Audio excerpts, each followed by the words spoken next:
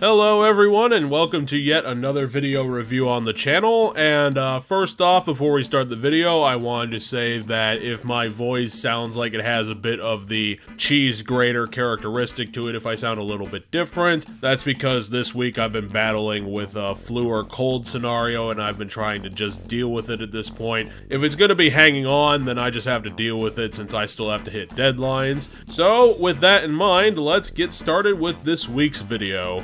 All things considered, Crash Twinsanity was an interesting game. I suppose after their moderate success with the Wrath of Cortex and bringing an HD version of Crash Warp to the smaller screen, Traveler's Tales was able to make that pseudo-open world game that they had originally wanted to do. So here we got one of the first late-stage Crash games that attempted to take the original experience of Crash's straight-lined platformer days and started twisting it around something new. Accompanied with a bizarre change in the premise, Twinsanity seems to be bringing something new entirely to the table. We've seen this kind of change before in Bowser's Inside Story, where an established franchise protagonist gets paired up with the game's villain when they end up getting pushed onto the same side with some comedic happenstance. Our tale of turnaround starts with Neo Cortex managing to escape his icy tomb in Antarctica with God's rowboat, and immediately comes back to Crash Island to mess everything up. He manages to kidnap Coco, spins that around into a plot to destroy Crash, and by the end of it, manages to also scale that up with a classic meeting of the Sinister Six. Basically every antagonist from the original trilogy banding together to take down Crash once and for all.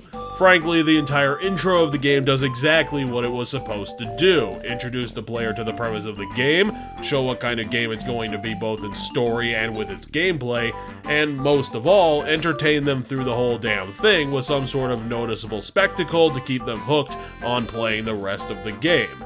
If nothing else, the first part of the game has been brilliantly set up.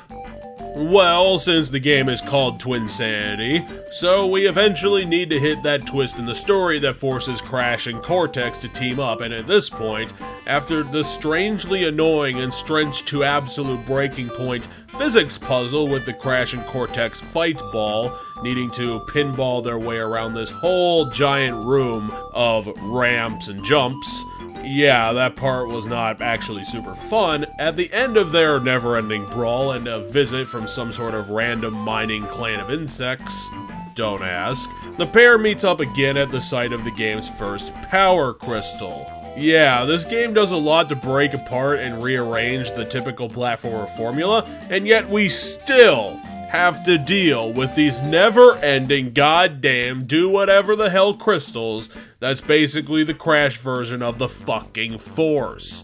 In a game where we're actually getting interesting scenarios based on good slapstick and character decisions, we still have to see the plot convenience Mega Mushroom come in to screw all of that up.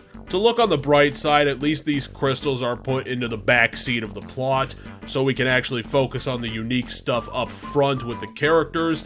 So, because of the immortal rivalry of Crash and Cortex presumably, the pair grab both ends of the crystal and it basically turns them into a glued-together sitcom duo that this was eventually going to turn into because of tropes.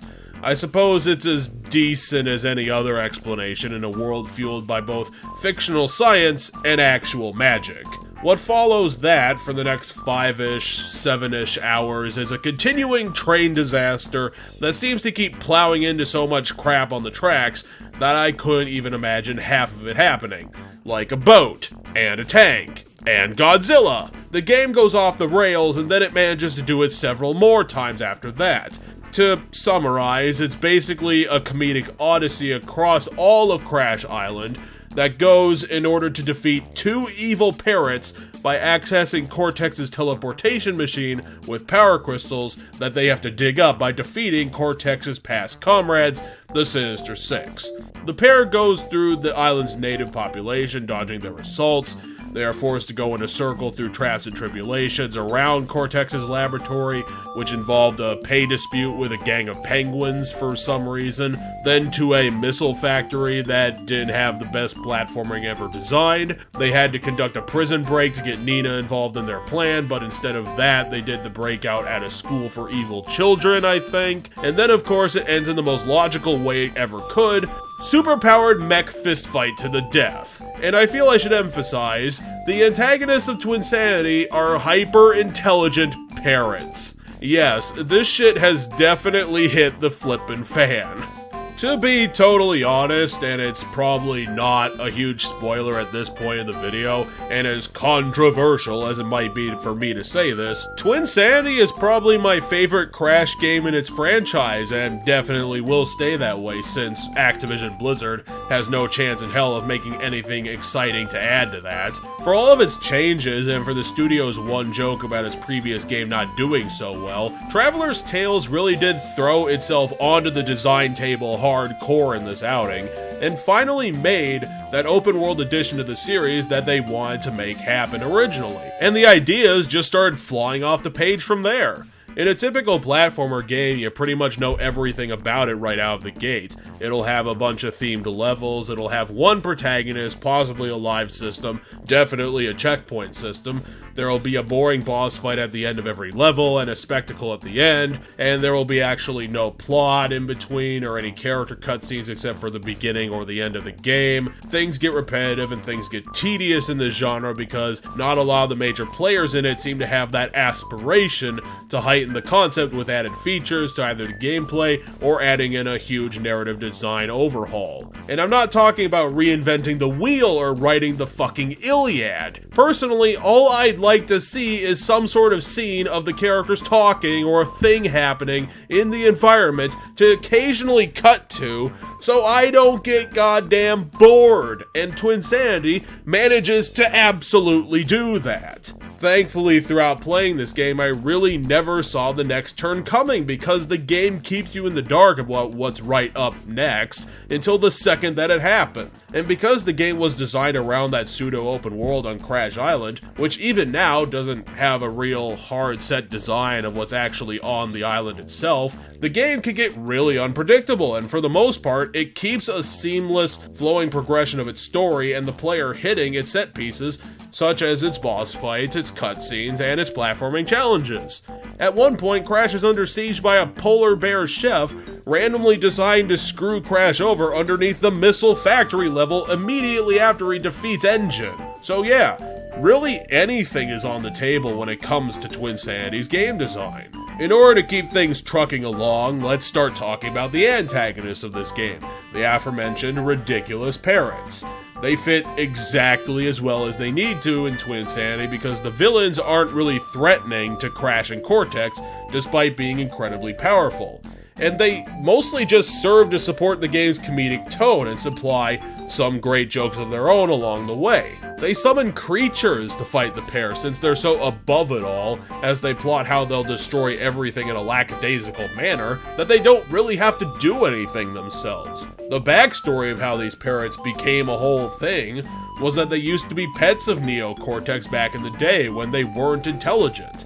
And as one of his many early experiments failed and increased their intelligence to hyper degrees, the reason why they ended up hating Cortex was I'm pretty sure that they were neglected by him at one point, and their affections being spurned turned them to the side of pure evil. The pair managed to escape their cage, and with their intelligence, they breached into the 10th dimension and started building evil machines in order to take revenge on their old master.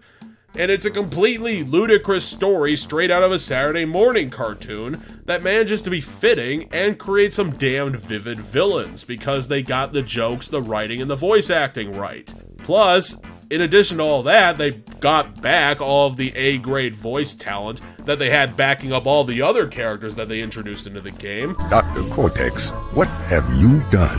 Who are these evil upstarts? I've ruined the lives of so many. I can't be expected to remember them all. Universal isn't even on this project, and yet they are still finding the best of the best actors to play these characters. Crash Bandicoot has to be one of the luckiest franchises ever made to be consistently doing this with every title. And speaking of such, let's get to the thing that really holds this game together throughout its runtime and all of its different locations, and that is its sense of humor. It is the best that the series has to offer, with perhaps one weird exception, but hey, second best out of 10 isn't too bad. The list of jokes and witticisms are greatly written and timed down to the second, and they're animated expertly enough to match, and the jokes range almost across the entire spectrum of your typical cartoon. There's the dry sarcasm, the ironic statements, joking around in despair and being in trouble, wordplay, slapstick, the DreamWorks patented jokes for dad, the fourth wall breaks, and of course, over-dramatic misdirection. While the cutscenes where all the jokes are located pretty much aren't super frequent, the amount of them being dotted in between all the platforming, the puzzles, and doing the boss fights does a lot to keep the player engaged and invested into a product for its entertainment value, instead of being into it for just another chance of spinning the cosmetic wheel, but only for very good players who eat their vegetables. Like other pure comedy projects, the plot of the game, with all of the earlier villains coming out of the woodwork, mostly just stands there and serves as a simple framework for the creators to just pepper their jokes throughout the entire thing. And through the comedy, we also get some good character interaction jokes to come about, which is entertaining by itself, but also makes the characters themselves more enjoyable and immersive, since we're learning more about them while laughing about how they're being dumb and doing things really wrong. The introduction of Nina as a character is a great sight to see, since she's pretty much exactly like Cortex. Dry-witted, sarcastic all the time, a powerful character through her scientific creation, and with her character being built to be a child genius. We also get to enjoy the school levels that Crash has in the modern half of the franchise, and it seems to be a great fit for the writers to build jokes around, along with a couple of really good set pieces. And Twinsanity seems to have all these bizarre locales for levels to take place in, but with the open world design, it makes Insanity Island feel like a cohesive place that manages to hold all of the wackiness of its characters and their machinations together very well, despite how out of the box it's all being. Overall, Twinsanity is probably going to end up being my favorite game of its series, purists be damned. The game has that Mario RPG feel where the franchise took what people liked about it, its gameplay and its characters, and then just started adding things to the design document to build it as a different genre that allowed the creators to build upon and expand on an equation that already was successful, and managing to make one of the bigger hits of the series that people still remember in Mario's case.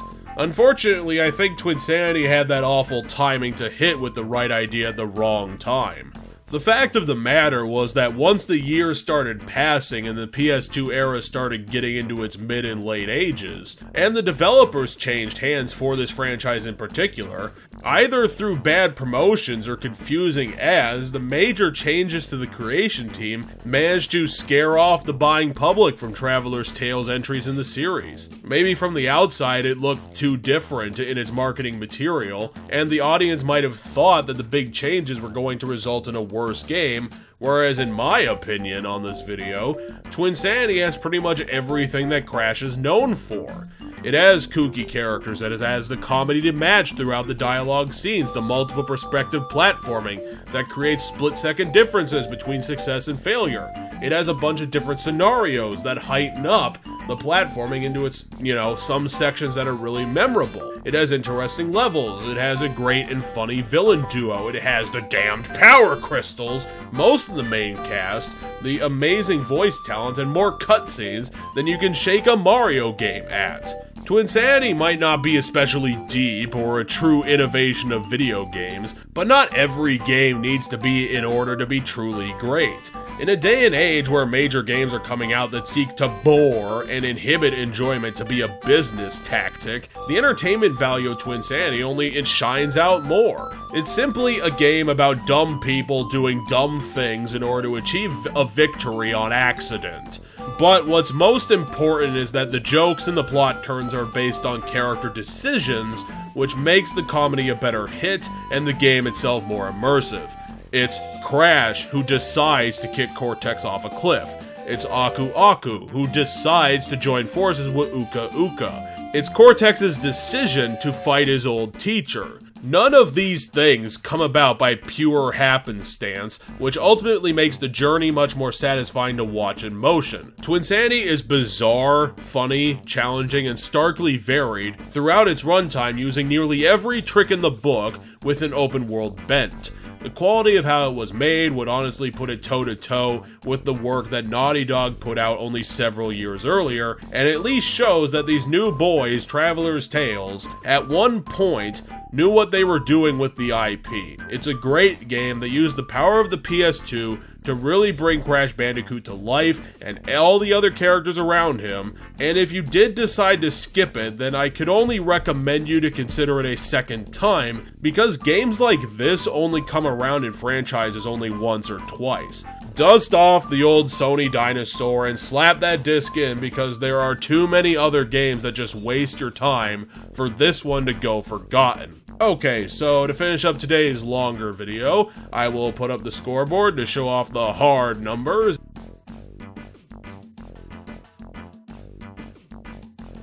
And wish you all out there a victory for gamers. Thanks for sticking with me on this video, because this video was longer than usual, and I hope you all have a great evening, even though you had to listen to my sick voice for the last 10 minutes, 15 minutes.